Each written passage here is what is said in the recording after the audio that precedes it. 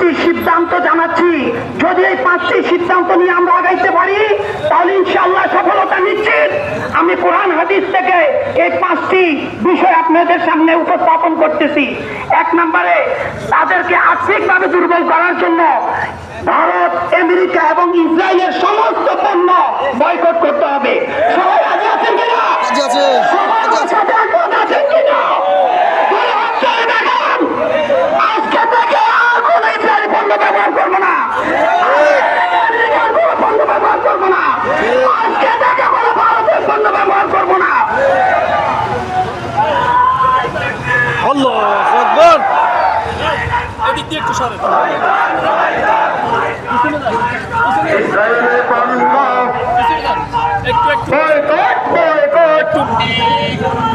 পিছনে পিছনে পিছনে দাঁড়াইতে হবে, পিছনে।